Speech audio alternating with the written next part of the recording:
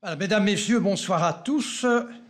Au nom du Collège Belgique et de l'Académie, et plus particulièrement de sa classe des lettres et des sciences morales et politiques, eh bien, je vous souhaite la bienvenue dans cette séance, mais je crois qu'un certain nombre d'entre vous sont déjà des habitués du lieu.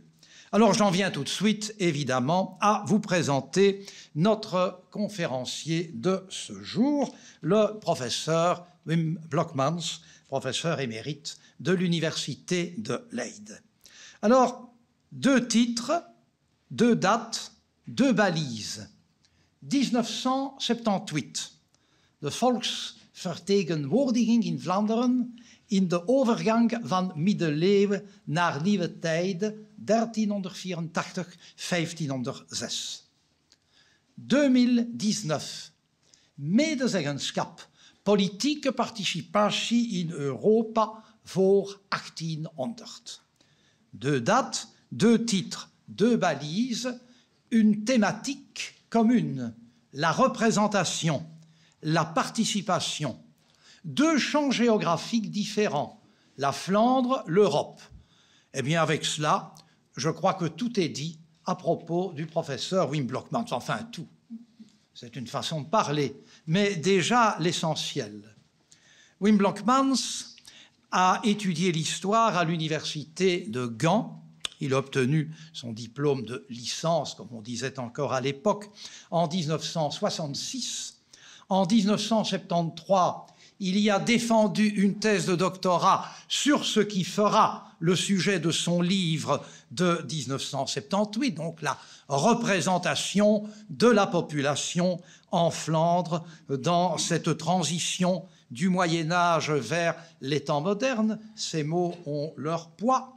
Et puis alors, il fut pendant quelques années assistant des professeurs, en particulier Verhulst et Prévenir, médiéviste de l'université de Gand. Mais très vite, le voilà en 1975 enseignant à l'Erasmus Universiteit de Rotterdam.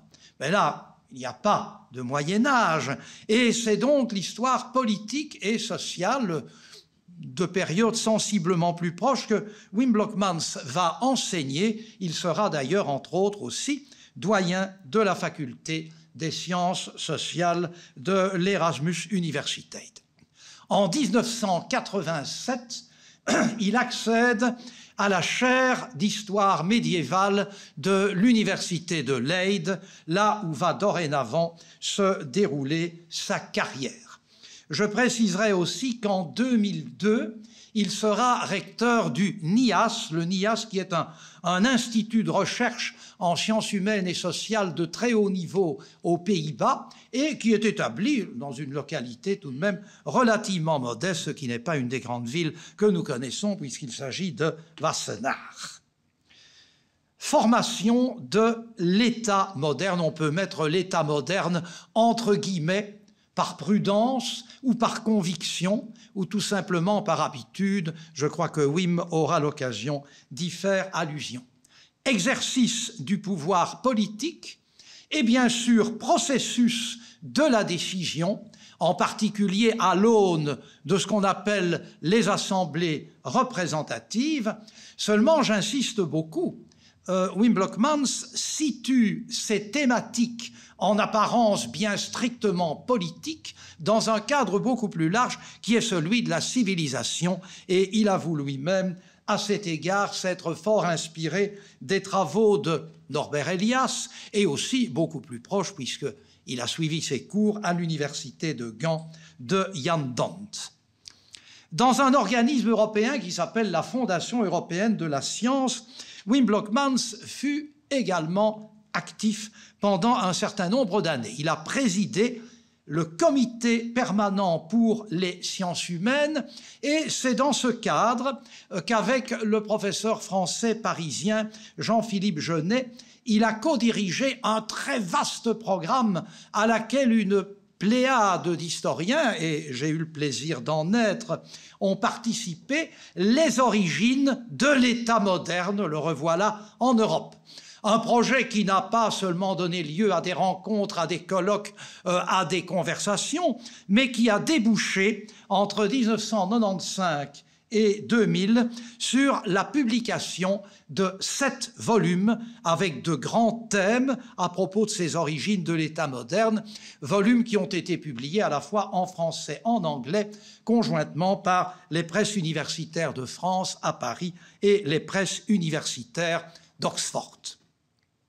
Si je devais, ne fût-ce que vous, résumer la bibliographie de Wim Blokmans, il lui resterait à peine 5 à 10 minutes pour faire son exposé. Aussi vais-je bien m'en garder et souligner un certain nombre de ses travaux, à commencer, je dirais, par les éditions de source, car les éditions de source, finalement, c'est souvent ce qui reste le plus longtemps, ce qui périt le moins vite. Et Wim Blokmans a en particulier édité 6 volumes à la Commission royale d'histoire, les Handelingen, les actes, c'est-à-dire en fait tous les documents qui se rapportent aux activités de ces assemblées, les Handelingen van de Leden van de Staten van Vlaanderen, entre 1419, Philippe le Bon, et 1506, Philippe le Beau et l'arrivée, bien sûr, de Charles Quint. Alors voilà, je viens de citer des princes bourguignons. Là, Wim est dans son époque de prédilection. En effet, il a publié de nombreux travaux sur cette période. Je citerai en particulier, en collaboration avec un autre professeur de Gand que j'ai déjà mentionné, Walter Prevenir, de Bourgondische Nederlanden en 1983, un ouvrage qui a eu un assez grand retentissement et qui fait encore partie de la bibliothèque de tout honnête historien du XVe siècle. Ouvrage qui a été traduit en français, en anglais, en allemand, excusez du peu. Et puis, quelques années plus tard, toujours avec Walter Prevenir, il a publié un nouvel ouvrage, mais qui n'est pas simplement une ressucée, c'est une autre mouture de Bourgondiërs, de Nederlanden op weg naar eenheid, en soulignant donc quelle est évidemment la portée de l'œuvre bourguignonne. Alors, je ferai remarquer que cet ouvrage de Bourgondiërs de Nederlanden op weg naar eenheid couvre les années 1384 à 1530. Donc ça veut dire que dans cette optique, 1530, nous sommes encore à l'époque bourguignonne. Eh bien oui, je crois qu'aujourd'hui, c'est un parti pris que la toute grande majorité des historiens de ces périodes, extrême fin du Moyen-Âge, tout début des temps modernes, acceptent. Et dès lors, il n'est pas étonnant, assez logiquement, que Wim Blokmans, le médiéviste, fût-il médiéviste tardif, se soit intéressé à Keizer Karel. En 2000, tiens, quel hasard, en 2000, un anniversaire, Wim Blokmans a publié ce livre, Keizer Karel, de Utopie van het Keizerschap, un livre dans lequel, à vrai dire, il n'épargne guère notre vieux Keizer Karel. J'ajouterai encore que, sur un plan plus général, car n'oublions pas qu'il a enseigné toute l'histoire du Moyen-Âge, notre conférencier a publié en 2002, en collaboration avec un collègue de Leyde, Peter Oppenbrouwers, un ouvrage qui s'intitule Eeuwen des onderscheids, et c'est surtout évidemment le sous-titre qui en livre le contenu, Een geschiedenis van middeleeuws Europa.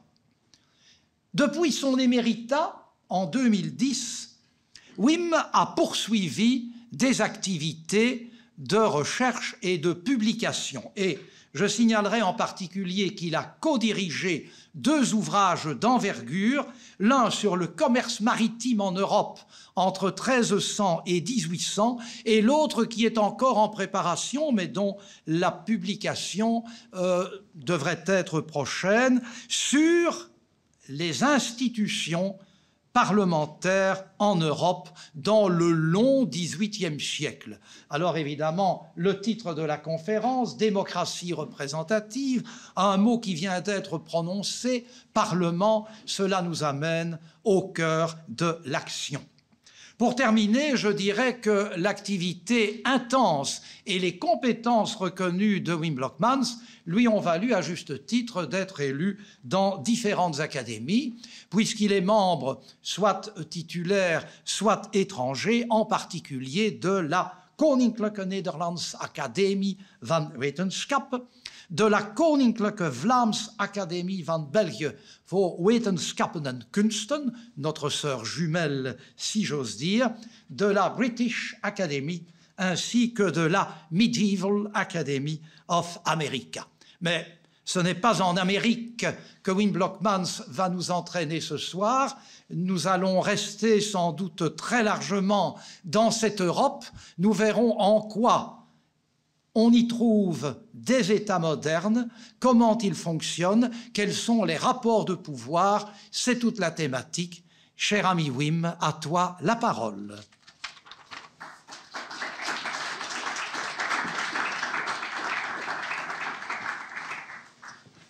Un grand merci pour tous ces éloges. Je ne peux pas te contredire.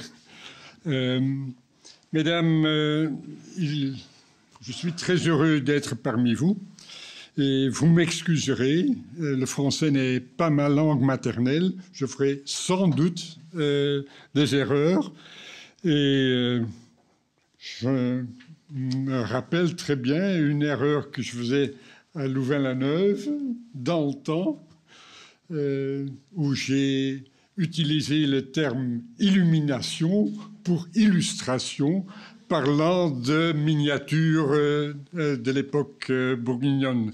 Donc, attendez-vous à de grosses erreurs de ma part et corrigez-moi, s'il vous plaît, à temps pour que je ne continue pas dans cette éventuelle route malheureuse. Comme Jean-Marie vient de le dire et il a mis le point très justement sur une carrière qui a eu des effets sur mes travaux, où des choses sont passées qui ont incité à faire d'autres choses que j'avais préparées auparavant. Et en fait, ce parcours n'était pas prédestiné. Il m'a amené en différentes institutions, mais j'ai appris des choses en collaborant, par exemple, avec des collègues en sciences sociales, politiques, sociologues et autres aussi, psychologues. Et je suis très reconnaissant pour ce bain de connaissances que je n'ai pas reçues à Gand, par exemple. Je les ai appris en enseignant à Rotterdam. Et aussi le besoin d'expliquer à des étudiants en sciences sociales quel est l'intérêt de cette discipline pour laquelle il devait faire aussi des examens qui étaient obligatoires, quelle était la fonction de cette discipline historique pour des politologues, pour des sociologues, pour des spécialistes de l'administration actuelle. Donc, ils m'ont incité à réfléchir en direction, pas nécessairement d'une manière téléologique, pas en direction d'un résultat que nous connaissons parce que nous vivons actuellement, mais on peut se poser la question, et je pense que cette question se pose exactement depuis 55 jours en Europe en général. Comment est-ce possible qu'il n'y ait pas de démocratie en certaines parties de l'Europe actuellement? Et comme je l'ai indiqué dans cette première diapositive, je reviens à l'après-guerre de la Seconde Guerre mondiale, où il y avait de grands espoirs, comme il y en avait de grands espoirs après Waterloo. Après Waterloo, en 1815, les alliés, les 4 grandes puissances alliées ont créé un système de sécurité européenne. C'est peu connu. Je suis en train de lire un livre qui a découvert le fonctionnement pendant quelques années seulement, mais un des résultats du régime de Napoléon a été une forme de collaboration entre les grandes puissances européennes qui n'avaient pas une longue tradition de collaboration avant cette guerre napoléonienne. Donc, après la Seconde Guerre, il y a eu une atmosphère d'espoir, une atmosphère de pensée nouvelle, dont sont issues, par exemple, des institutions comme les États-Unis, des déclarations pleines de bonnes intentions, je les ai citées ici. Le Conseil d'Europe, où la Russie vient d'être poussée dehors il y a un mois, est un groupement de actuellement 47 pays européens qui se sont mis d'accord en 1950 sur des principes concernant l'état de droit, les droits du citoyen, les droits politiques, mais aussi des droits en général. Le traité d'union de l'Union européenne de 1984 a aussi un article 2. Le premier article est seulement l'introduction. L'article 2 traite de ce que j'ai cité ici, respect de la dignité humaine, liberté personnelle, démocratie, égalité, état de droit. Tout cela n'était pas nouveau, évidemment, mais le système est le cadre de référence sur lequel l'Union européenne doit agir, devrait agir, pourrait-on dire, par rapport à certains pays membres, comme la Hongrie, comme la Pologne, et d'autres étaient en train d'évoluer dans cette direction aussi, qui ne prennent pas à la lettre les déclarations de ces traités qu'ils ont signés comme membres. Donc, cet espoir, cette idée d'une démocratie incluait aussi l'espoir en Occident en général, que les démocraties avaient gagné contre l'autocratie. On entend les mêmes mots. Mais évidemment, d'autres mots reviennent aussi. Les nazis, la dénazification sont utilisés comme des termes actuellement. L'antithèse démocratie-autocratie est le discours utilisé par le président des États-Unis. Nous sommes dans une situation qui montre une certaine analogie avec l'espoir, le grand espoir, ou peut-être il nous enseigne que ces espoirs étaient irréalistes, irréalisables. En tout cas, nous vivons actuellement dans un monde où seulement 2,2 milliards de personnes vivent dans un régime, un État dit démocratique, un régime politique démocratique, 2,2 milliards de 8 milliards de personnes. Pendant les 5 dernières années, cette proportion a diminué de 43%. Et c'est la conséquence, surtout, des critères qui sont appliqués dans des systèmes d'évaluation de ce genre. Mais l'Inde, notamment, est passée d'une catégorie à une autre.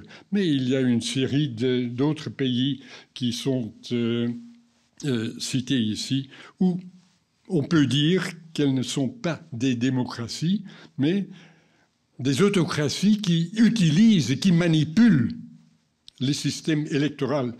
L'élection a été, et le suffrage universel a été considéré longtemps comme le critère essentiel d'une démocratie.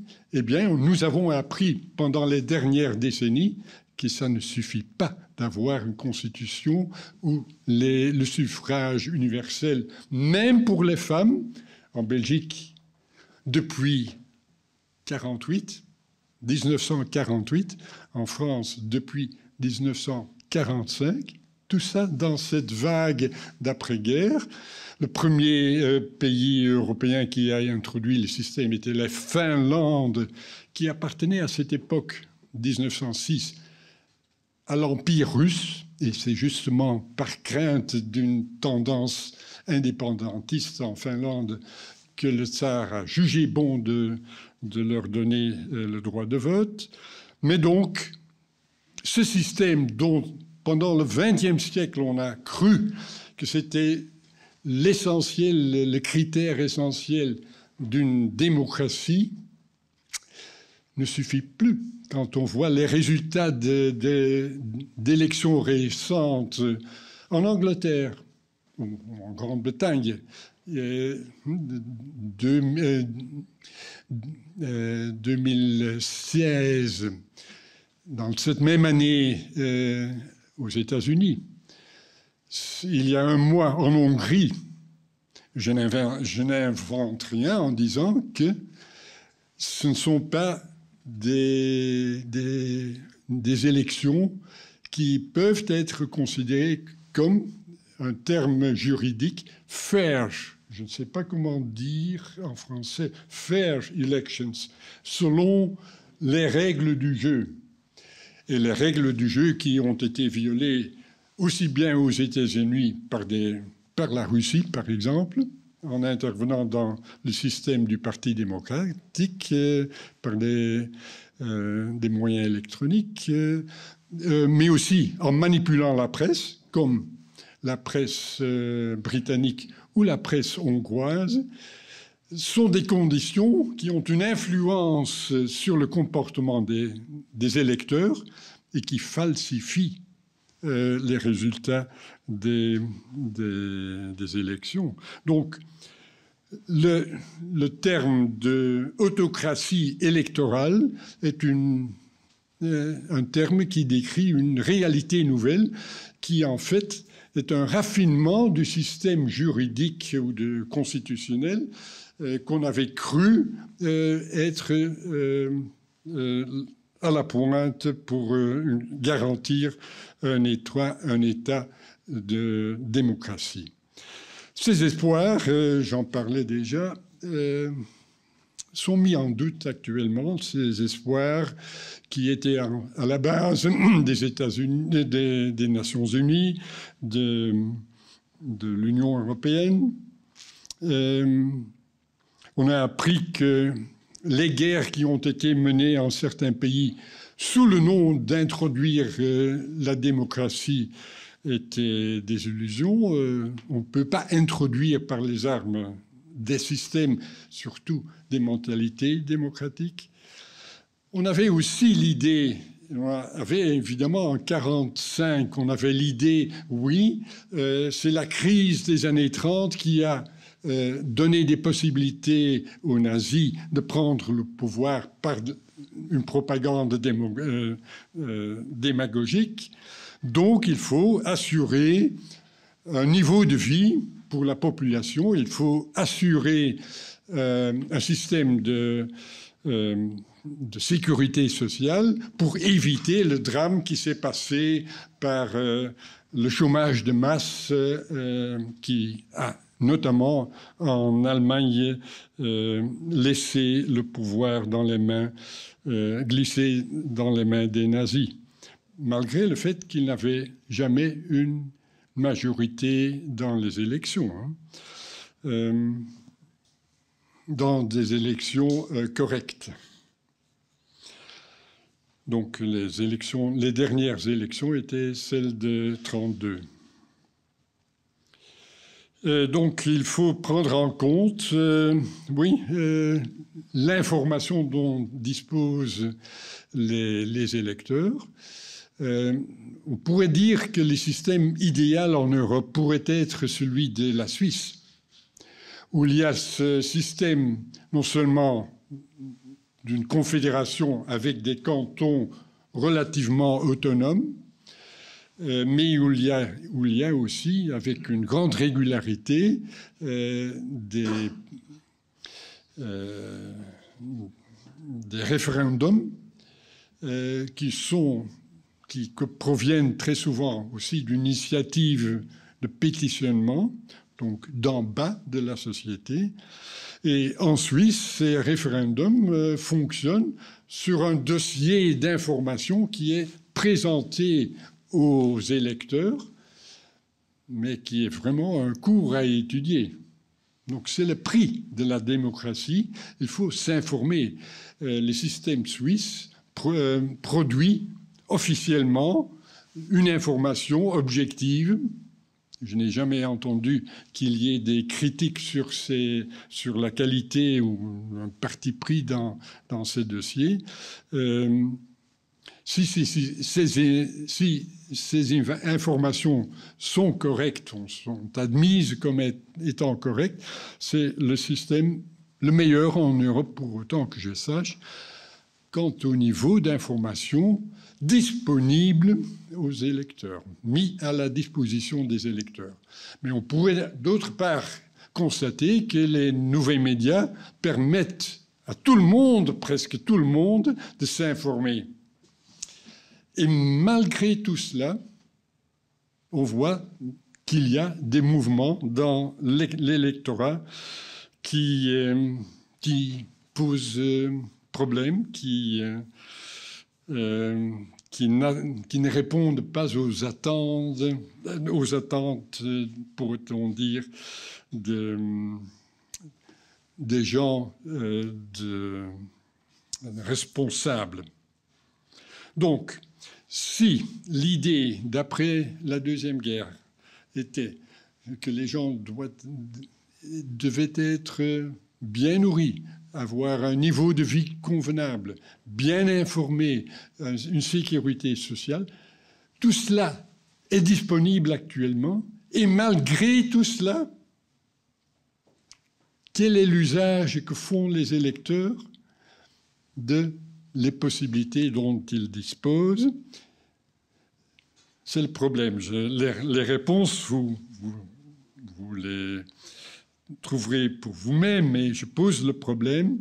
En tout cas, il y a des gens qui se font des soucis à ce point. Et en tout cas, les prémices qui ont conduit à ce système démocratique n'ont pas fonctionné comme on avait espéré. Bon, l'Europe, le système démocratique a été inventé en Europe. Il a été très rapidement perfectionné dans les États-Unis, c'est-à-dire au cours de la Révolution américaine, de la guerre de libération des confédérés américains, des 13 États confédérés, qui étaient des États relativement indépendants vis-à-vis l'un de l'autre, mais tous dépendants évidemment de l'Empire britannique.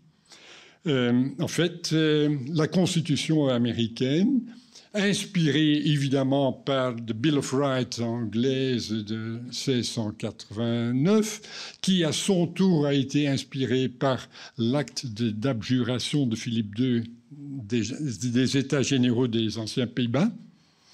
Il y a des similitudes, des comparaisons qui ont été faites par des juristes de ces textes qui mènent à une certaine filiation dans cette tradition occidentale. Mais la première mise en application d'un système constitutionnel démocratique est celui des États américains.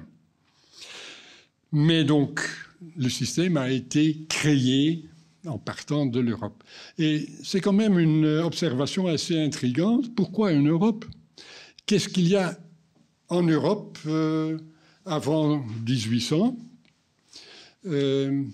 qui n'existait pas dans d'autres cultures qui, en 1800 n'étaient pas inférieures à la civilisation européenne? Je pense en premier lieu à la Chine, qui avait une culture, une science, un niveau scientifique, une organisation du territoire, de l'environnement, du système de l'empire, qui était extrêmement sophistiqué. Une culture, une littérature. On ne peut pas dire que la Chine n'avait pas un même niveau de vie matériel et culturel inférieur à celui en Europe, mais il n'y a pas eu ce même développement qui s'est produit en Europe. La culture islamique n'a pas non plus produit des systèmes de participation politique systématique à différents niveaux, local, régional, territorial. Il y a un lien vertical, évidemment, sur le niveau de la participation. Évidemment, les Grecs l'avaient inventé, mais seulement dans une ville spécifique et pas au niveau d'un territoire. Mais quand même, l'Europe a une tradition. Quelles étaient les conditions qui étaient spécifiques à l'origine de la naissance des systèmes représentatifs, de participation politique à base de représentation, donc pas de démocratie directe comme en Athènes au 5e siècle avant notre ère, non, par représentation, qui est une condition évidemment pour pouvoir fonctionner comme système de participation à un territoire, au niveau d'un territoire. Un politologue américain, David Stasevich, vient de publier il y a 2 ans un petit livre sous le titre Decline and Rise of Democracy in the World, in Global History. Oui, il prend toute l'histoire, de la préhistoire jusqu'à notre propre époque, et par échantillon anthropologique, il constate que des démocraties directes fonctionnent dans plus de la moitié de petites communautés étudiées et documentées dans des systèmes anthropologiques et qui font surtout référence à des observations faites autour de 1900. Bon, près de la moitié des localités fonctionnent avec un niveau de participation directe. Ce sont des face-to-face communities, hein, des communautés où il y a des rapports directs entre tous les individus. Mais à une échelle plus grande, cette proportion devient beaucoup plus basse. Moins de 30% des communautés étudiées par les anthropologues autour de 1900, moins de 30% ont un système qui fonctionne à un niveau territorial, par représentation. Donc c'est assez rare quand même au niveau du monde, dans l'échantillonnage de centaines de communautés. Il n'y en a que 5 qui sont localisées en Europe. Toutes les autres informations concernent d'autres parties du monde. Donc,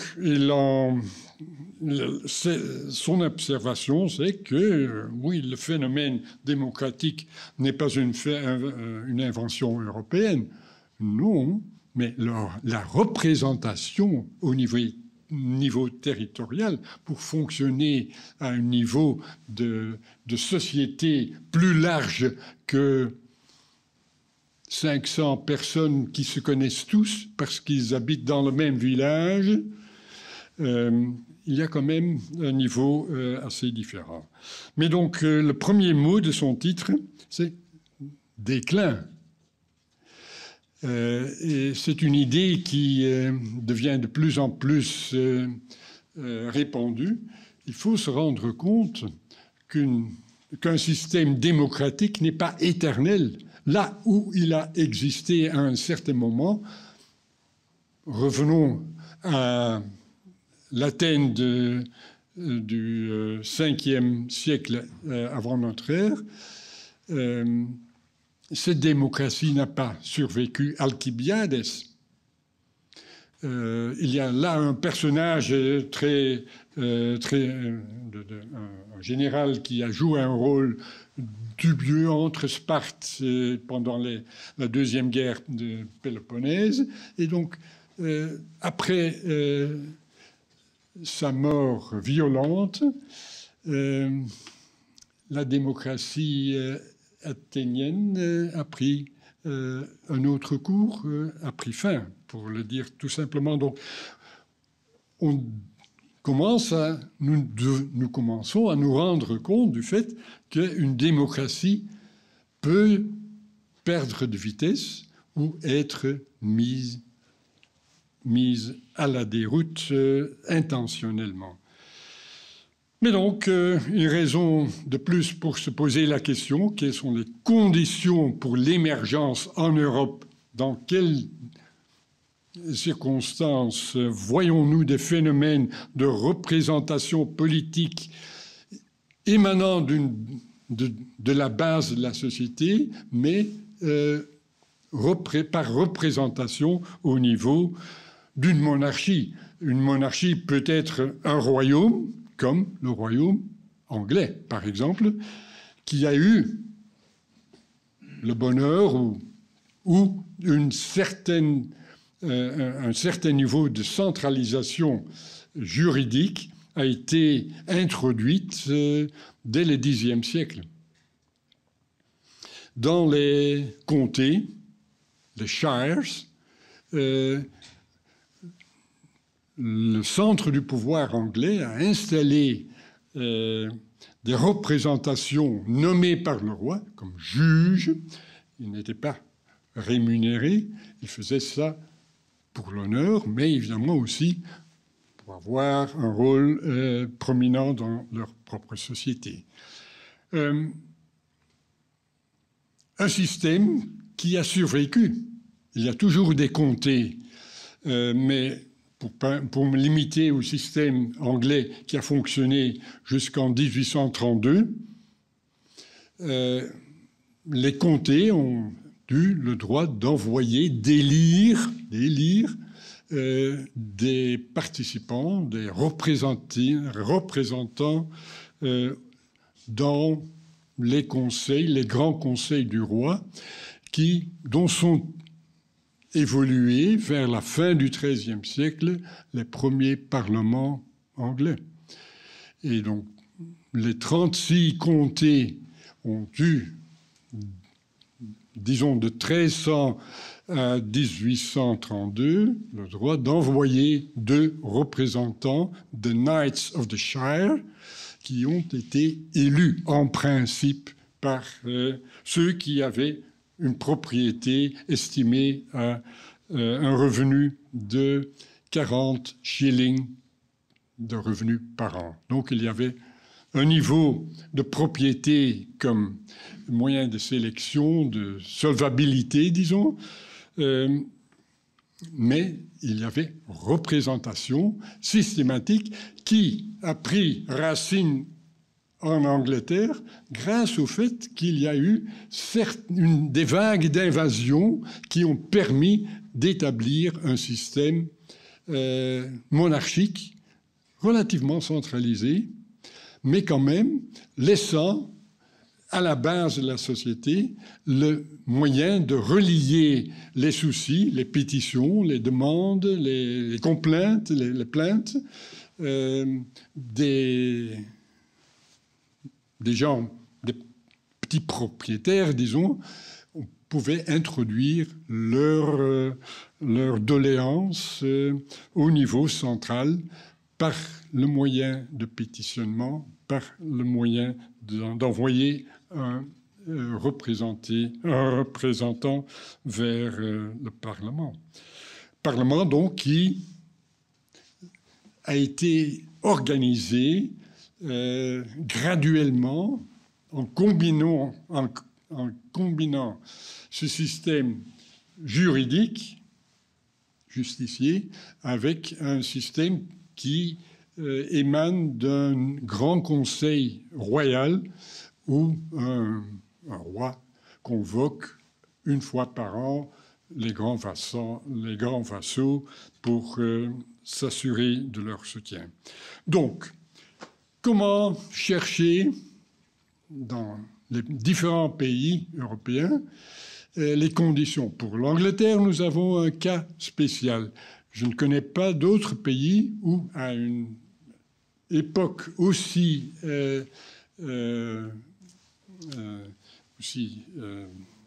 early, ancienne, à une époque aussi ancienne, un système unitaire s'est établi. Une thèse récente d'une autre politologue américaine, Bukoyanis, vient d'insister sur le fait que ce système juridique est vraiment à la base du fonctionnement parlementaire de l'Angleterre. Donc, quelles conditions? En prenant note du fait que le phénomène n'est pas général en Europe. On pourrait dire la participation politique, comme dans l'Athènes de l'Antiquité, est un phénomène d'une société développée, hautement développée. Mais la société la plus développée en Europe, avant 1600, était celle du nord d'Italie. Pas de représentation territoriale en Italie du nord ou centrale. Et là, Jean-Marie a fait référence à ma thèse de doctorat. À cette époque-là, j'ai essayé de comparer un peu. J'ai même publié cela en anglais et cet article est toujours cité, mais je ne suis plus d'accord avec ce que j'ai dit et publié en 78 parce que je ne pouvais pas expliquer l'absence de participation politique dans cette partie la plus développée de l'Europe. Maintenant, je pense d'avoir une hypothèse et elle viendra. Mais donc, il faut aussi comprendre l'énorme variation des systèmes qui se sont développés en Europe, des systèmes politiques, et donc toujours à la recherche d'un système, de plusieurs systèmes de représentation des communautés locales, régionales, au niveau territorial, ou de l'État.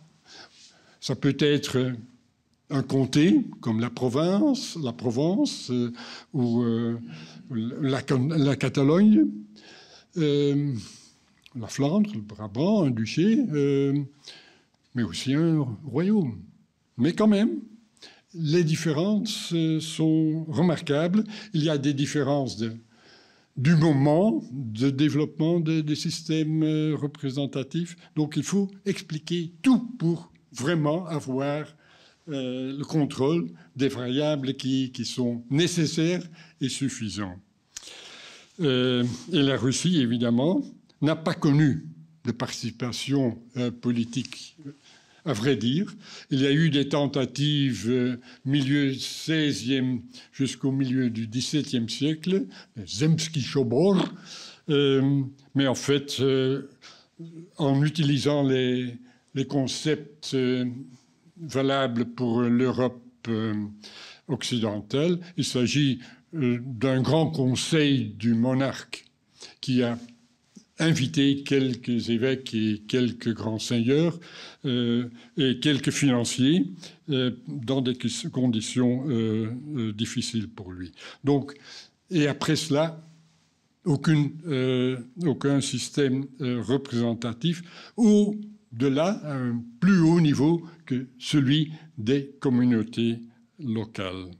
Il y a en effet des communautés rurales en Russie qui avaient une participation, parce qu'il faut quand même, entre paysans, entre exploitants, faire des arrangements, mais il n'y avait pas de représentation à un niveau plus haut, bien au contraire, parce que ces gens, la plupart des gens, n'étaient pas libres, ils étaient sous un système de servage.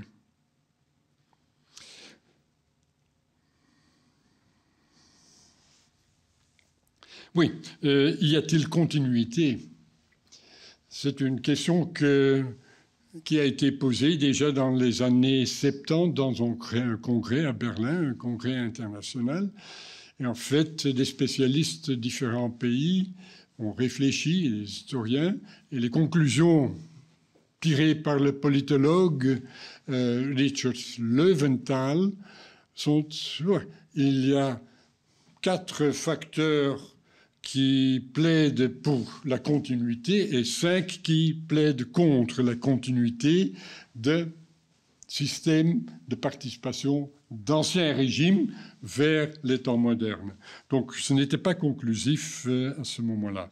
Évidemment, au XIXe siècle, les nouvelles démocraties, démocratie non, terme à éviter, les nouveaux systèmes parlementaires en Europe ont utilisé la tradition nationale, ont glorifié ces traditions comme légitimation, ont continué à se réunir dans le même lieu, Westminster, Binnenhof à La Haye, où s'appelle encore du même nom. Il y a de rares cas de continuité avec adaptation graduelle dans le même cadre. L'Angleterre, j'ai déjà cité la réforme électorale de 1832. Et puis, en effet, après la Première Guerre, il y a encore extension du suffrage aux femmes en Angleterre, mais à un âge plus avancé que pour les hommes. Die feine Unterschiede, sagt man auf Deutsch. Il faut se raffiner, mais donc c'était l'adaptation d'après la Première Guerre mondiale en Angleterre en 1918. Mais donc l'Angleterre, aussi la Suède, curieusement, a continué à fonctionner, le Riksdag, comme un système d'assemblée d'États, 4 États d'ailleurs, le 4e étant les paysans. La paysannerie libre était un facteur d'une extrême importance dans le système politique et économique et militaire de la Suède depuis le Moyen-Âge. Il y avait dans le Riksdag du XVIe et XVIIe siècle, XVIIIe, de 100 à 200 représentants des villages, donc un parti de paysans qui ont élu leurs représentants dans les districts, dans des hundreds. Donc c'est un phénomène exceptionnel qui remonte au fait qu'il y avait cette paysannerie qui n'était pas composée de serfs, comme en Russie, comme en Pologne, comme en Hongrie, mais de paysans libres qui avaient propriété. Et même, ce sont des indications partielle encore dans la littérature que j'ai vue. Des thèses de doctorat récentes en Suède ont démontré le droit de vote de veuves. Veuves, parce que les critères du droit électoral n'étaient pas personnels, mais matériels. C'était la propriété qui donnait droit. Donc, et un droit non seulement pour le choix d'un représentant politique, mais aussi pour le pasteur. C'est logique. Donc le cas de la Suède est peu connu, mais extrêmement intéressant, comme il est tellement différent. Et la Suède était une grande puissance au XVIIe siècle.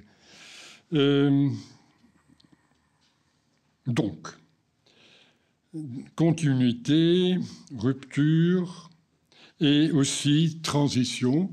La Suède et l'Angleterre ont connu la continuité de l'institution, mais avec des adaptations fondamentales au cours des temps. Pour la Suède, le système des 4 États a été aboli par vote dans le Riksdag, où évidemment les bourgeois étaient pour le vote personnel, individuel, l'abolition donc des représentations par 4 États. Les paysans étaient pour, les bourgeois étaient pour l'abolition, la moitié de la noblesse et les clergés étaient divisés. Et en prenant note de la majorité, l'archevêque a fait un petit discours en disant « Si Dieu veut nous punir, il faut accepter ». Voilà, c'était 1860 et l'année m'échappe, mais à cette époque-là. Donc, adaptation graduelle. Mais il convient donc d'avoir un cadre de référence. Comment allons-nous expliquer cette énorme variation? J'indique, il n'y a qu'en Suède cette paysannerie où 3/4 des paysans sont des libres. Évidemment, il y a des conditions écologiques qui nous font comprendre cette situation. La population de la Suède est très peu dense. C'est un énorme pays avec d'énormes forêts et une population qui était en dessous de celle des Provinces unies, moins de 2 millions, un peu plus d'1 million au XVIIe siècle. Donc les villes, la seule ville d'une certaine ampleur était Stockholm, 10 000 habitants. Bon, c'est plus que Lierre, mais quand même, ce n'est pas une grande ville hein, dans l'échelle de l'Europe des temps modernes. Donc, oui, il faut prendre compte d'un certain nombre de variables. Et voilà, c'est ce que j'ai pu inventer comme facteur qu'il faut considérer dans chacun des cas et que je n'ai pas aussi systématiquement considéré il y a 50 ans. Mais par exemple, ça commence, comme je donne l'exemple de la Suède, de l'extension du territoire, des moyens que produit un territoire. Le sous-sol, par exemple, en Suède, on ne peut pas comprendre le rôle impérial de la Suède au XVIIe siècle sans tenir compte du fait qu'il y a du cuivre et d'autres métaux précieux, de métaux précieux dans le sol. Il y a toute une aire au milieu du pays, d'Arlanda, qui est une aire où, encore au jour actuel, existent des mines de cuivre qui ont permis de créer au XVIIe siècle une industrie hyper moderne, industrie militaire, les canons.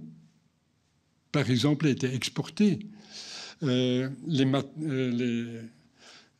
minéraux eux-mêmes étaient exportés. Donc, il y avait les moyens qui étaient concentrés. Et il y a d'autres pays où il y a eu des mines d'or, des mines d'argent, en Castille, en Sardaigne, en Serbie, en Hongrie. Au XIVe siècle, les rois de Hongrie étaient tellement riches grâce à l'exploitation des mines d'or dans leur pays. Mines d'argent aussi. Kutná-Hora existe encore près de Prague. Mais dans ces cas, la Hongrie, la Sardaigne, la Castille sont les rois qui ont mis les mains sur les mines, mais pas en Suède, parce que les rois étaient faibles jusqu'à Gustav Vasa, qui a pris le pouvoir et qui a organisé un État, mais il n'existait pas un État suédois avant Gustav Vasa. C'est lui qui l'a créé, a commencé par introduire le luthéranisme, accaparer les propriétés de l'Église, en faire une armée, une administration.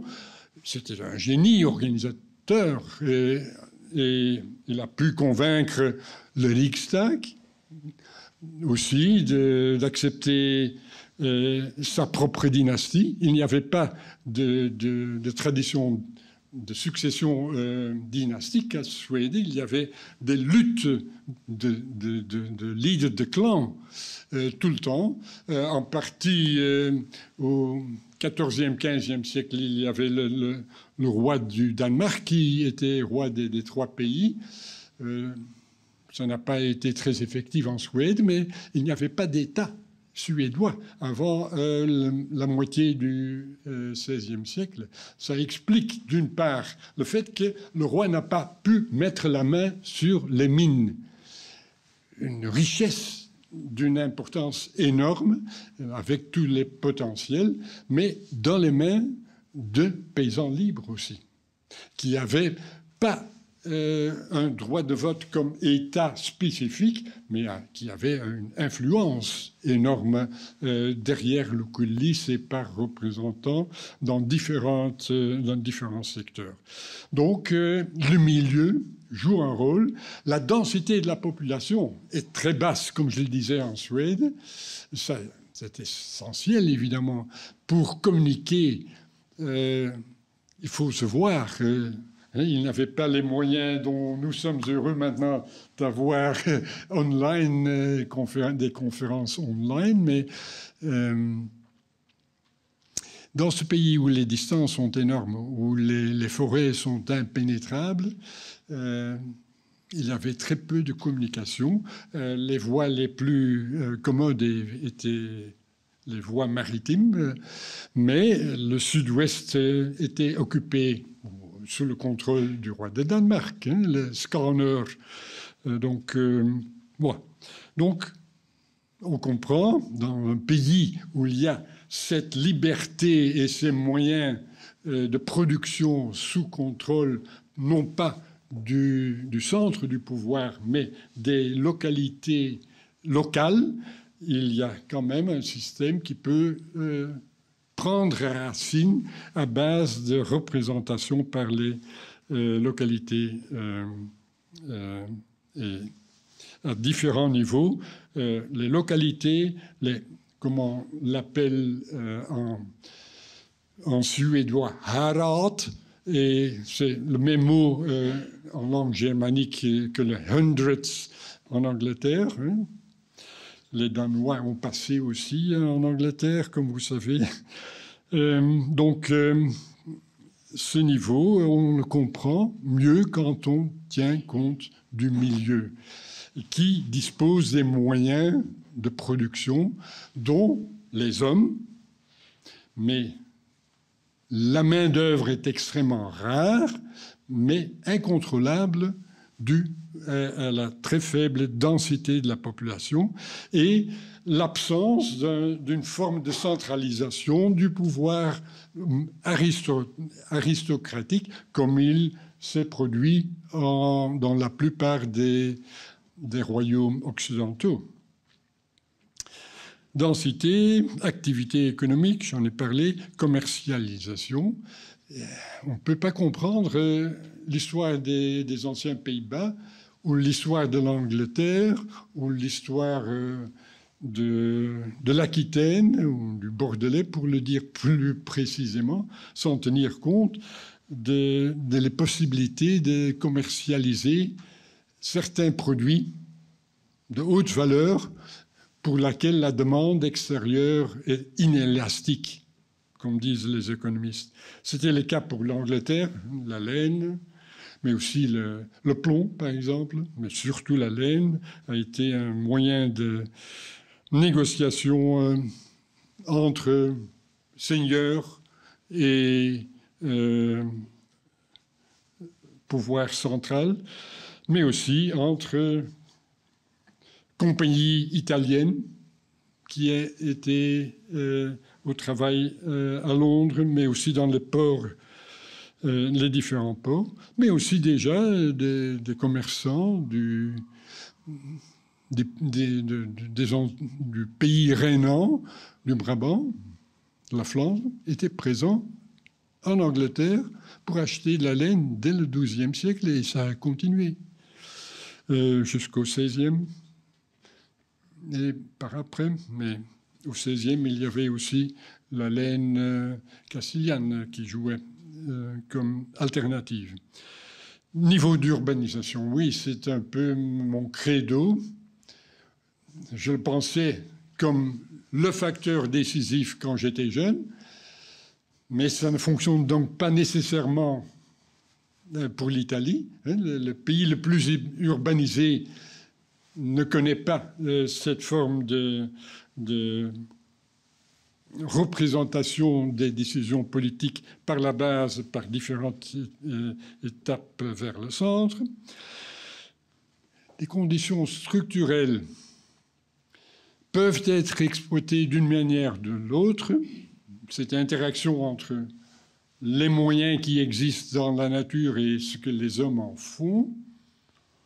Mais il y a aussi l'événementiel. On ne peut pas négliger dans toute l'histoire politique les normes, surtout pour l'Ancien Régime, l'énorme impact, l'énorme influence des facteurs personnels au niveau des monarchies, la discontinuité de la succession, la capacité de régner. Tout ça n'est pas naturellement donné.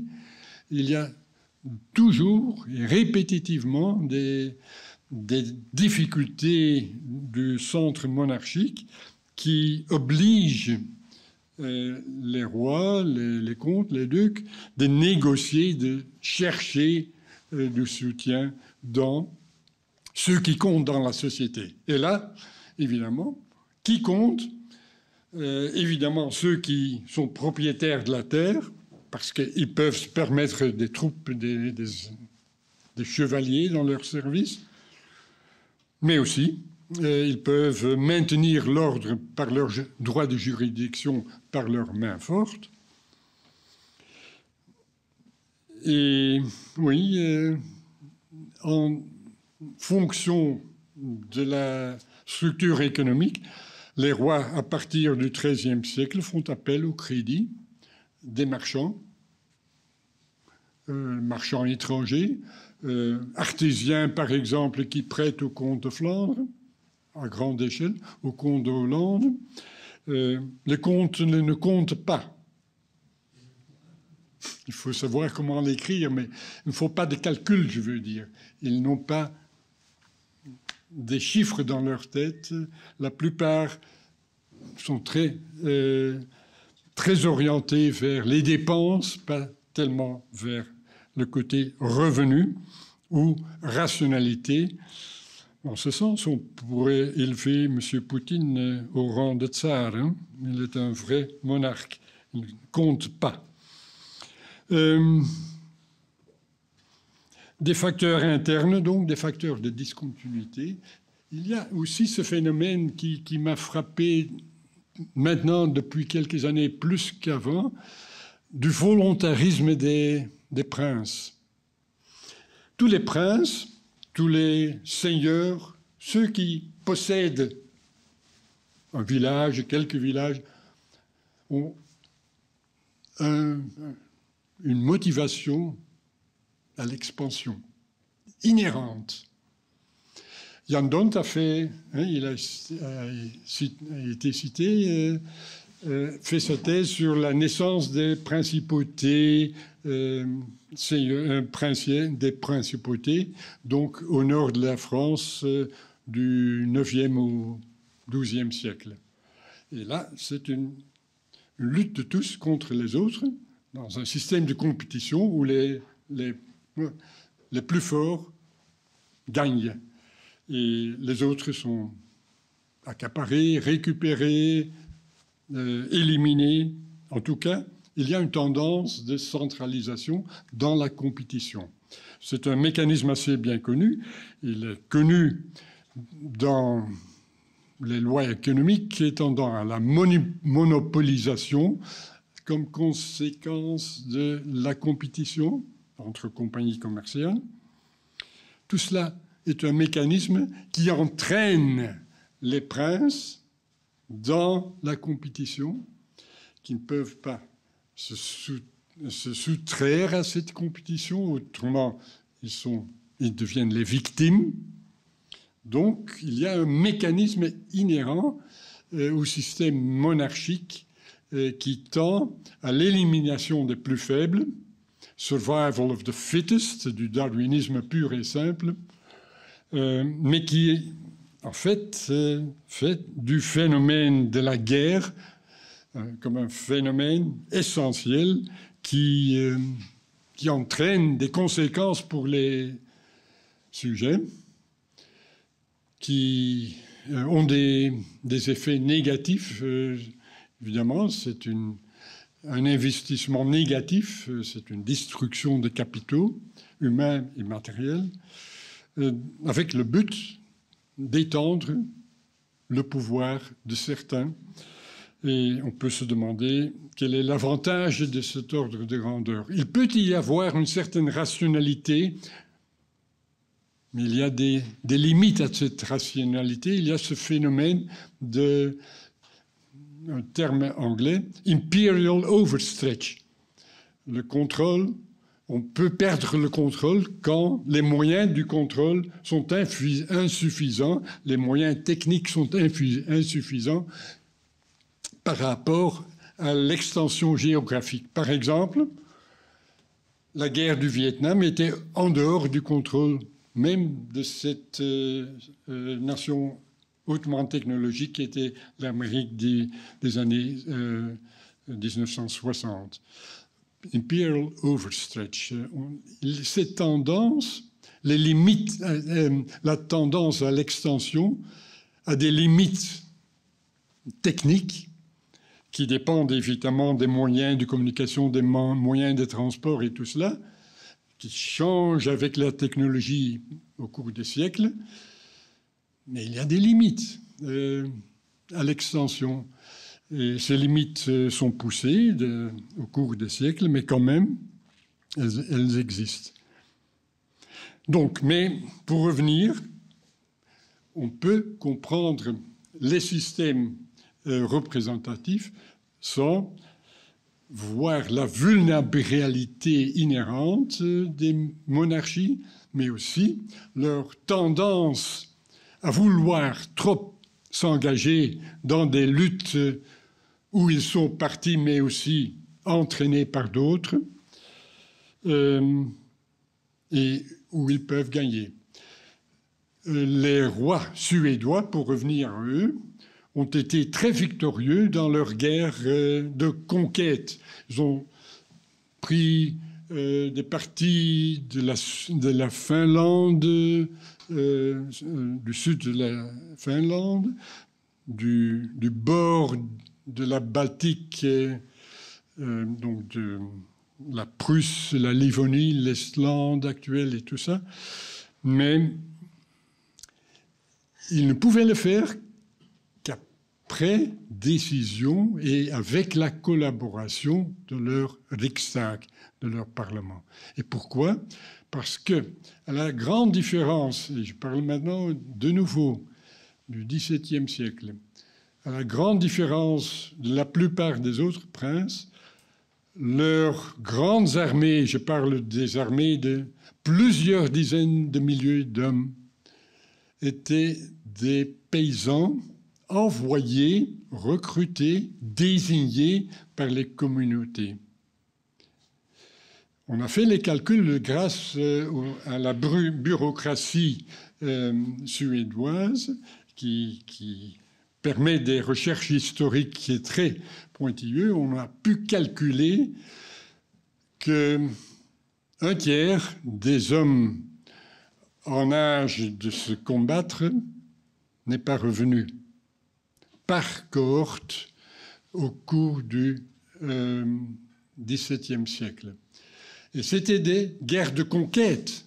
Ce n'était pas la défense du territoire propre qui n'était pas sous pression. La position de la position géopolitique de la Suède était très sûre, elle n'était pas sous danger. Non, c'était elle qui exportait la guerre. Il y a eu des rois qui sont morts sur les champs de bataille. Adolphe Gustave II et Charles XII. Un est mort dans la guerre des 30 ans en Allemagne, 1632. L'autre, donc la guerre de 30 ans a été menée en grande partie par des paysans envoyés par leur communauté pour servir, défendre le luthéranisme en Allemagne. Et ils sont descendus jusque bien au sud de la région de Württemberg, Francfort. Et oui, donc ce Gustave II est mort en Saxe. Et son successeur Charles XII, qui était jeune et vaillant, n'est pas mort à l'étranger, mais en Suède, mais d'une balle de canon à la tête. Bon, ça arrive, on peut le dire. Mais avant cela, il a mené une guerre de conquête en Ukraine. Il faut s'imaginer cela, avec les moyens de l'époque. On parle de la Grande Guerre nordique, 1702-1712. Donc, il a traversé toute la Russie actuelle jusqu'au sud. Il a été fait captif. Il est resté en dehors de son propre pays pendant près de 10 ans. Et alors, il s'est fait tuer dans une petite bataille quand il a été relâché par le tsar contre un prix, évidemment. Mais donc, certains rois sont vraiment fous de cette idée impérialiste. Et donc, ces deux exemples, on peut vraiment se demander si leur ambition territoriale était encore en rapport avec les intérêts de leur propre peuple. Mais c'est une des énigmes que je me suis souvent posée en écrivant cette étude.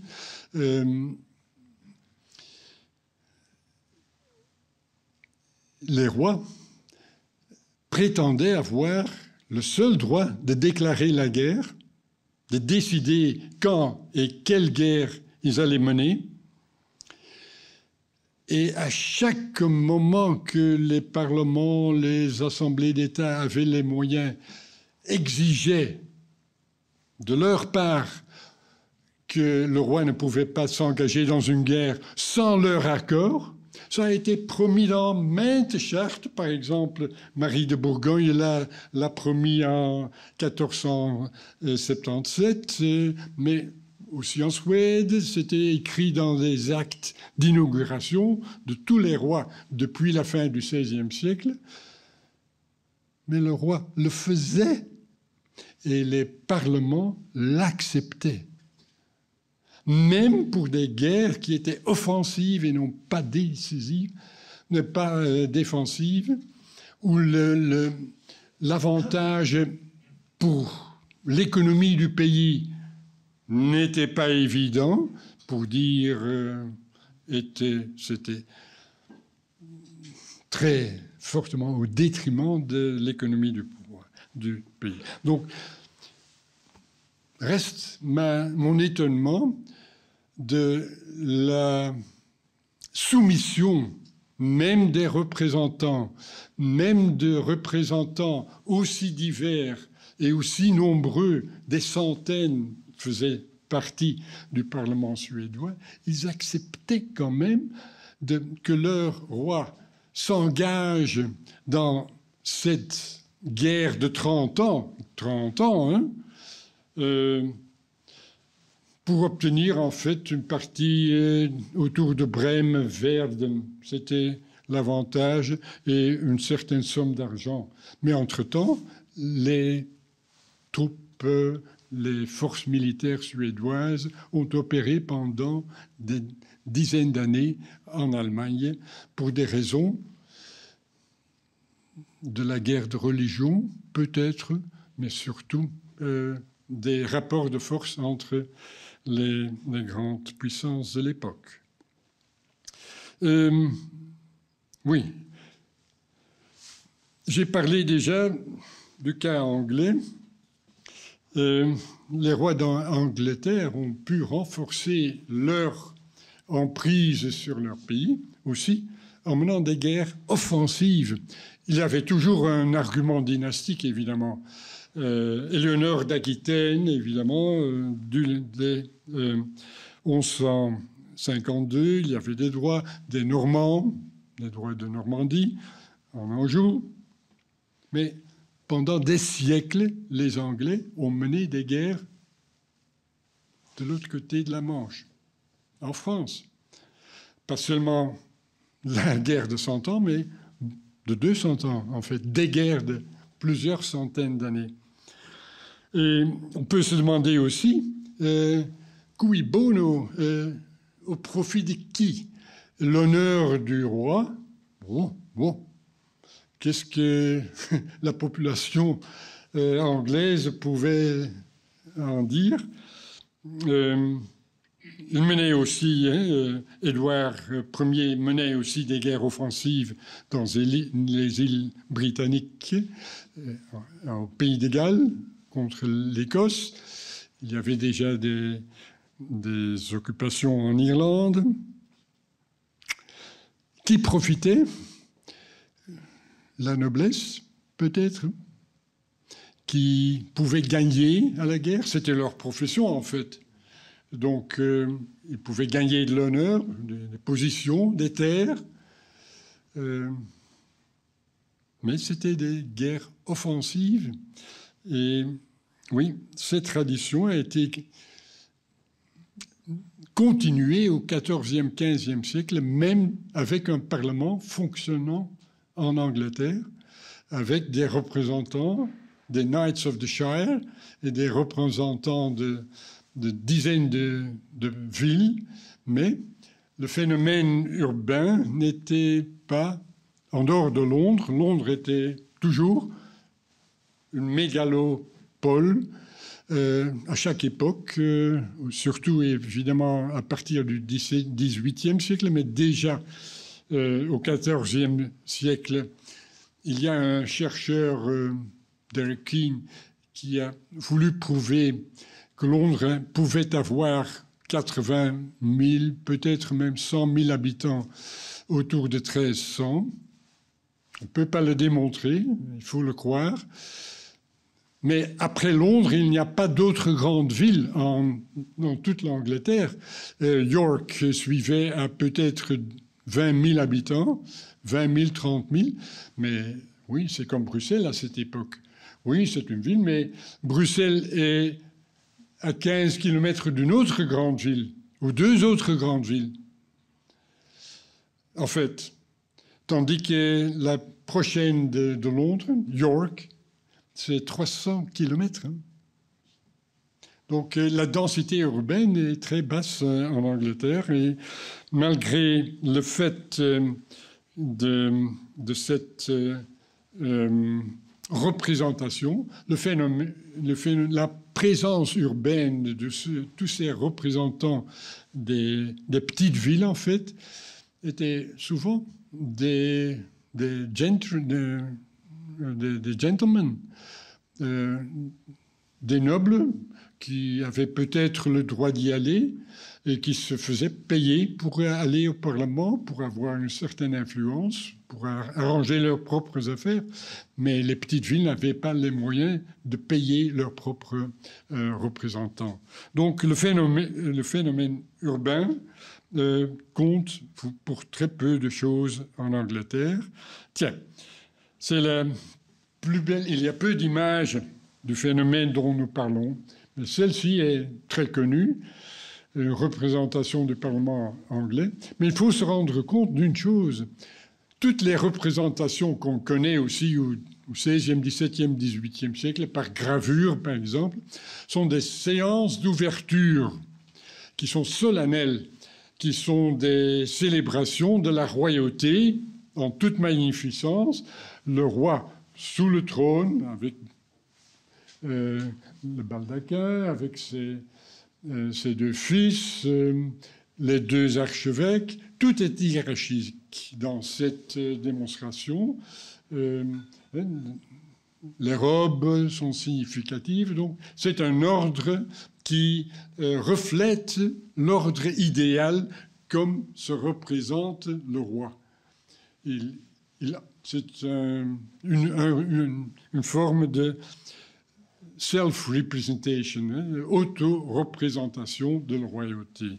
Donc, on a peu d'images, mais on sait qu'il y a une différence fondamentale entre un type de parlement convoqué par un roi, où il y a des gens qui doivent faire des voyages de semaines, comme venant du nord de l'Angleterre jusqu'à Westminster, et pour lesquels il est rentable seulement de participer quand il y a une certaine durée de la session. Donc, à Westminster, il y a des réunions du Parlement qui durent pendant des mois. La même chose en Castille, aussi un grand pays, où la représentation de dizaines de villes est assurée seulement sous condition qu'il y ait quand même une certaine durée pendant laquelle des négociations de toutes sortes peuvent être menées. Mais cette durée et cette ampleur de la séance est très différente avec d'autres formes de représentation qui sont moins formelles, moins orchestrées, moins scénographiques que celle-ci, où le roi se montre en toute gloire. En fait, on connaît cette sorte d'image pour la plupart des assemblées, des parlements du centre de l'Europe, au temps moderne surtout. Mais l'essentiel se passe souvent dans d'autres circonstances. Le Parlement anglais fonctionne avec des comités. Un comité, par exemple, pour traiter, pour discuter des pétitions.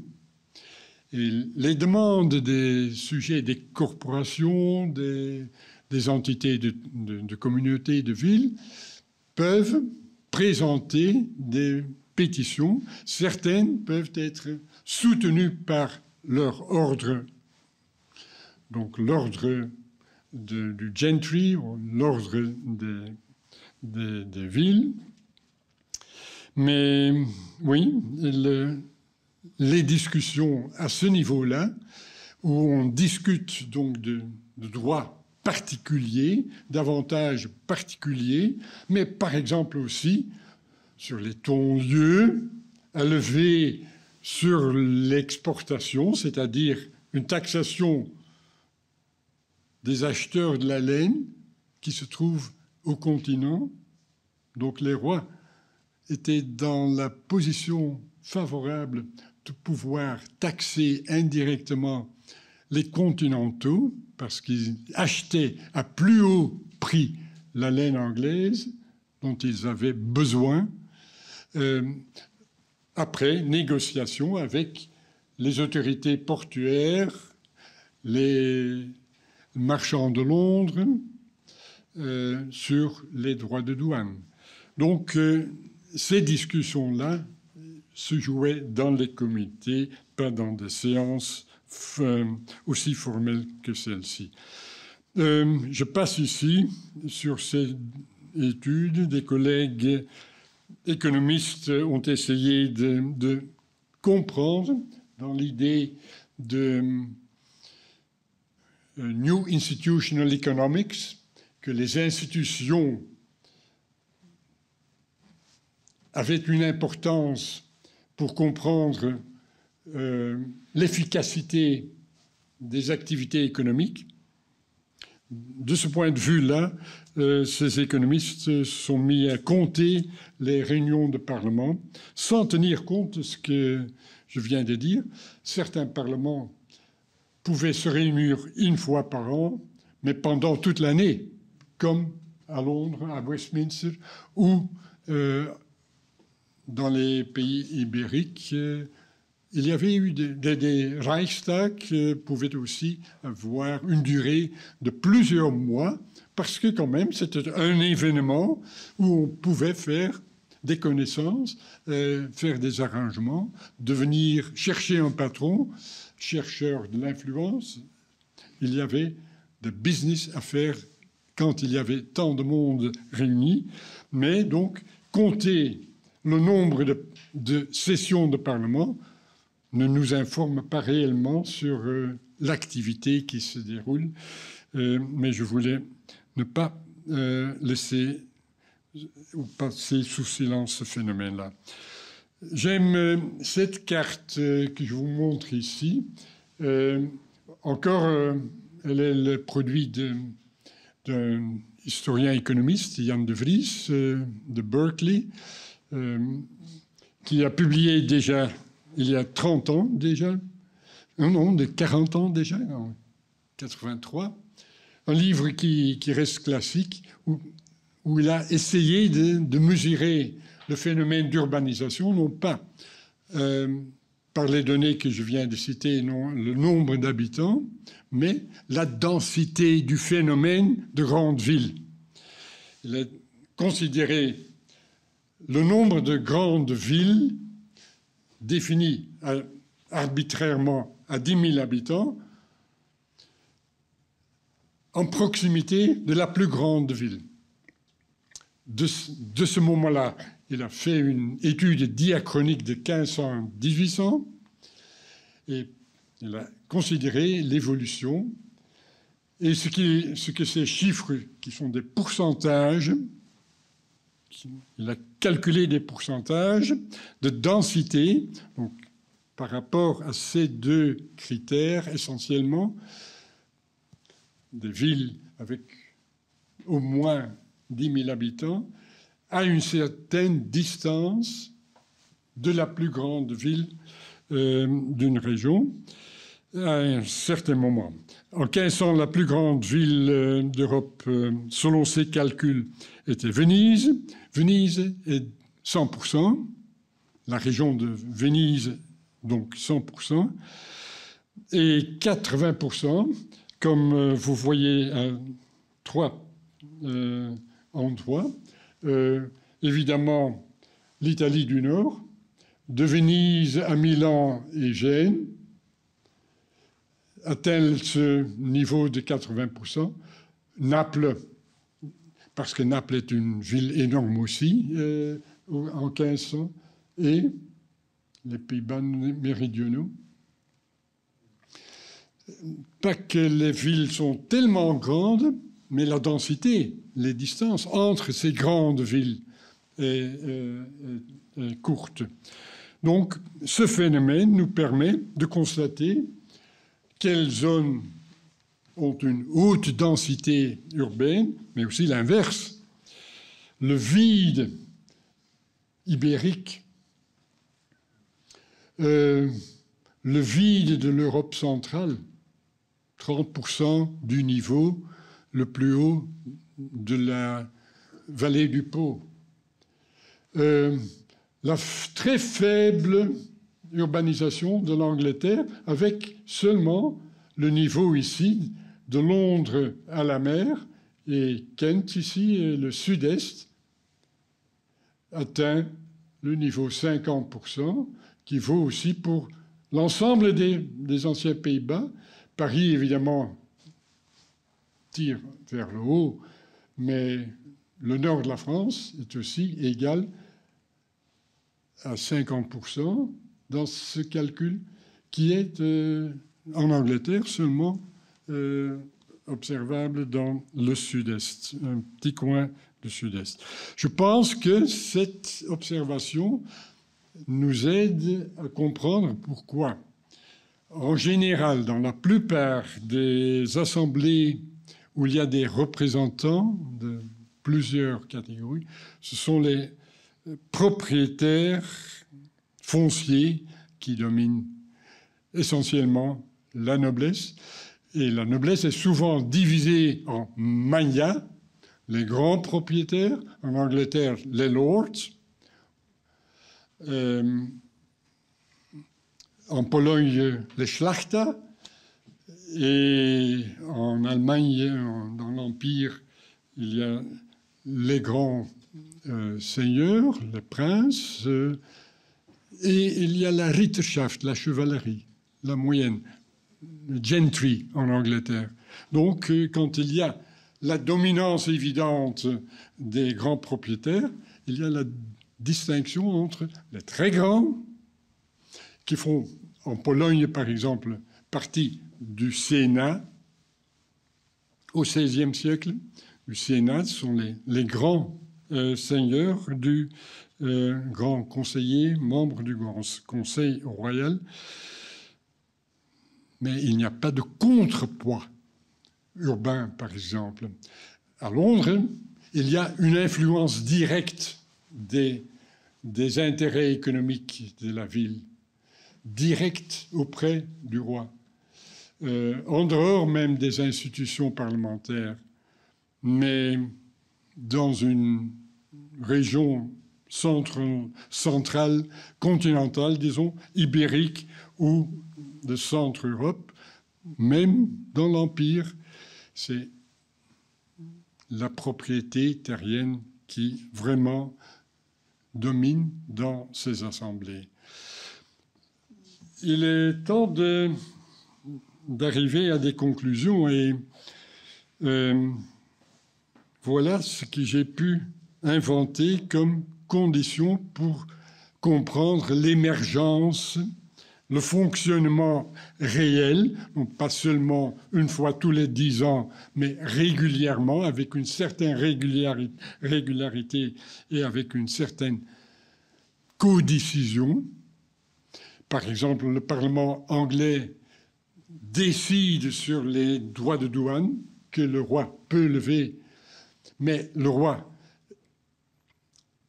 anglais en question au milieu du XIVe siècle est en position de demandeur parce qu'il veut mener la guerre en France, avec succès d'ailleurs, mais grâce aux subsides et au crédit des marchands italiens qu'il a amenés à la faillite.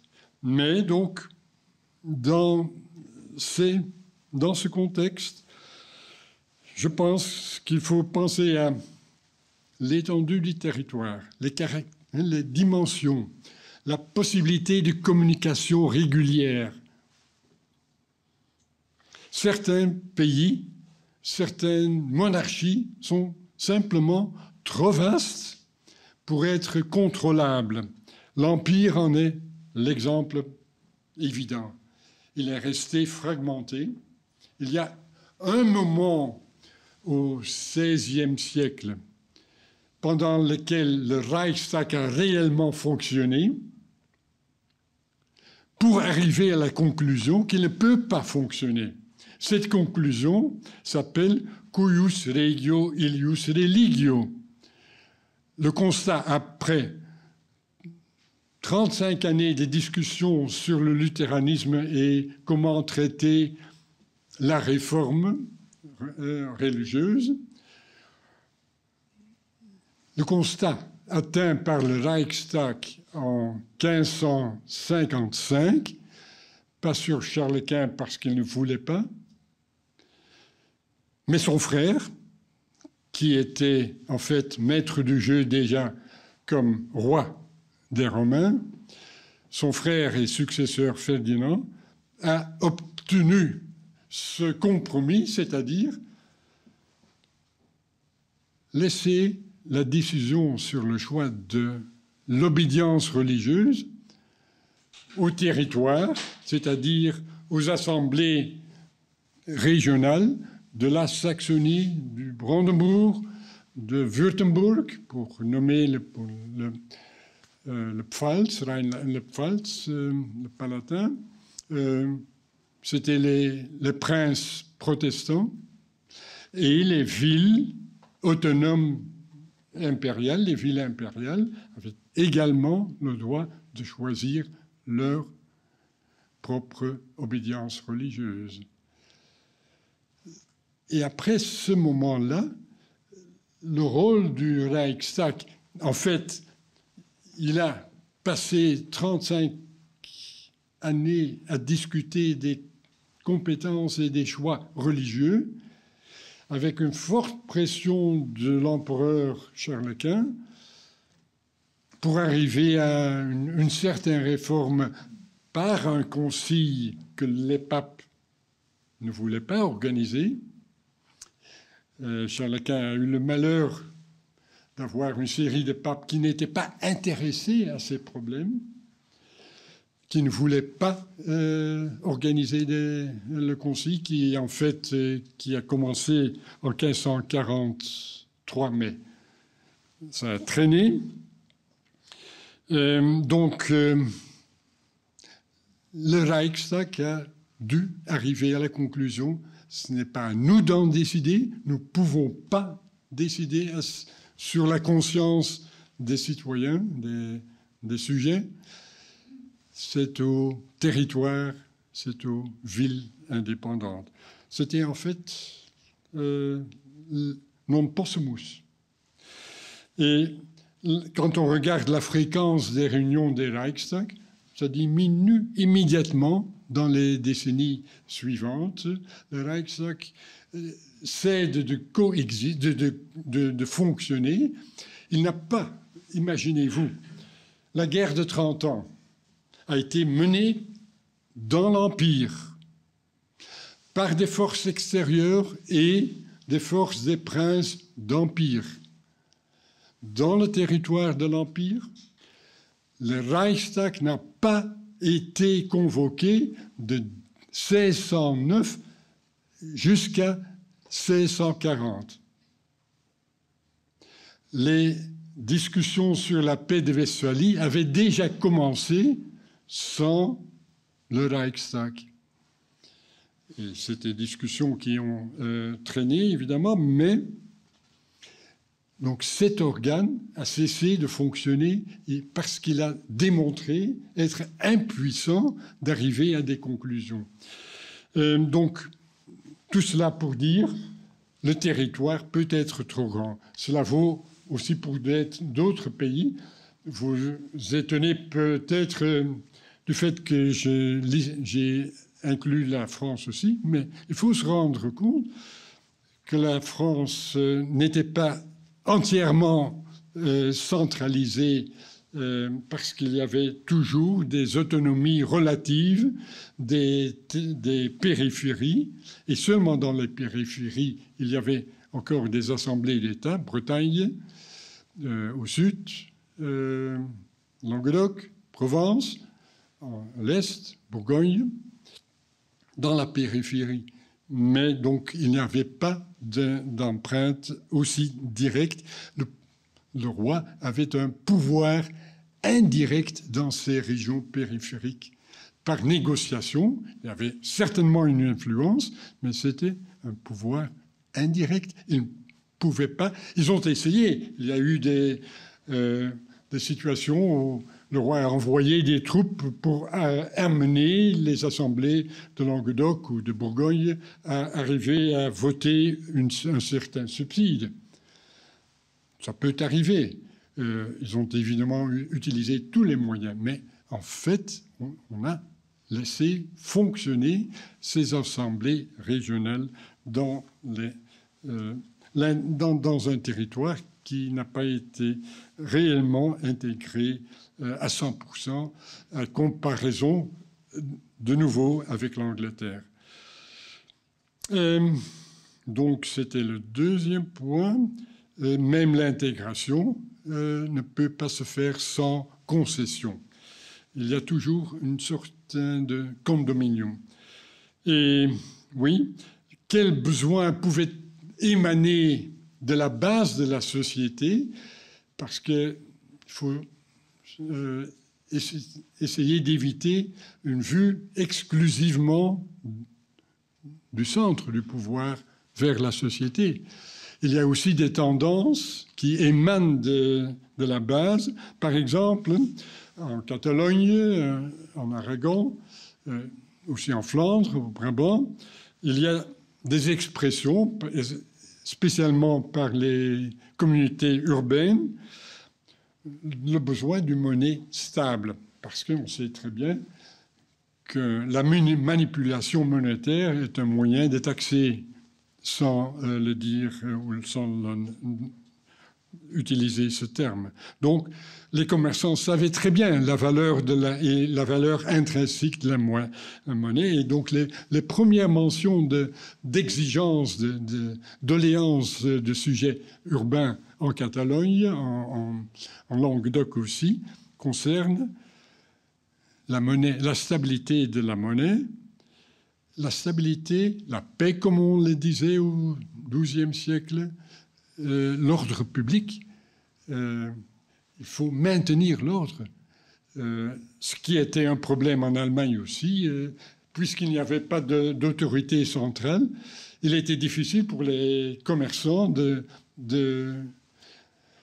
traverser le pays parce qu'ils étaient toujours sujets à des pressions physiques, de la violence, ou des pressions à payer des ton-lieu le long du Rhin par toutes ces différentes autorités qui avaient ce droit. Donc, il y avait donc cette pression de la base aussi qui pouvait entraîner des négociations.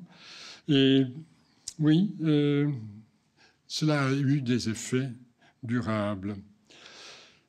Il faut que je termine, et c'est peut-être la dernière image que je vais vous soumettre avec très peu de texte. Si un territoire monarchique peut être trop vaste, la logique est qu'il faut quand même un pouvoir central pour adresser l'entité, parce que l'extrême, sans autorité centrale, il n'y a pas de focus qui crée une unité. Les villes, par exemple, peuvent faire des ligues aussi longtemps qu'il y a un ennemi, par exemple le prince, ou les brigands, la guerre, ou quoi que ce soit. Mais donc, le pouvoir central est un territoire qui est contrôlable. Le cas de l'Angleterre me semble quand même intéressant pour comprendre pourquoi cela a pu fonctionner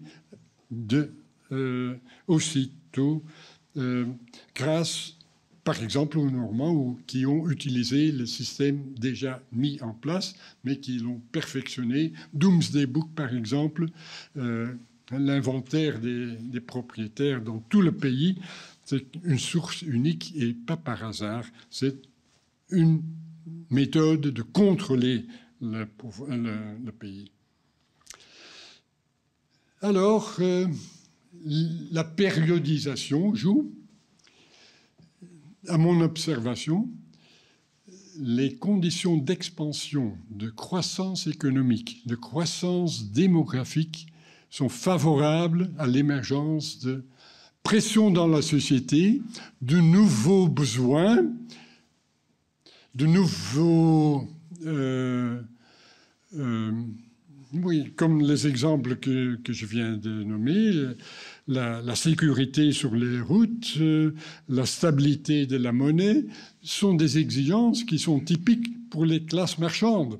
Ceux qui voyagent, ceux qui manipulent l'argent ont besoin de ces choses-là avec un certain ordre public. Mais dans une situation d'expansion, il y a tendance dans la société à se diversifier, croissance des villes, mais aussi diversification des activités économiques, croissance du surplus, pour parler en économiste, le produit national devient plus important, donc il y a donc aussi une augmentation des richesses disponibles et surtout des richesses qui sont mobiles, des richesses qui ne se limitent pas au terrain, aux propriétés terrestres des grands seigneurs, des petits seigneurs, mais les capitales mobiles essentielles pour des périodes d'expansion. Des périodes d'expansion voient la population croissante, et voilà, urbaine, densité. Et ces gens ont des choses à dire, ils ont des besoins nouveaux et peuvent négocier. C'est mon dernier mot. Les marchands, par le fait de négocier avec autrui, en d'autres langues, en d'autres pays, à traiter, à obtenir un résultat qui soit rationnel pour eux et acceptable pour l'autre. C'est une manière très différente de celle de M. Poutine. C'est une manière très différente de celle qu'avaient la plupart des princes et des grands seigneurs propriétaires de terrain. Donc il y a une manière de réfléchir, d'une part, sur la base de réseaux économiques, de connaissances de différences, produits différents, cultures différentes, langues différentes, et moyens de accommoder, de s'accommoder, de s'entendre, de négocier. C'est une manière très différente du ressort à la violence qui est une autre forme de négociation et d'expansion. J'ai été trop long et je n'ai pas tout dit, mais il faut que vous ayez l'opportunité de me contredire. Mais le sujet est assez vaste. Merci de votre attention.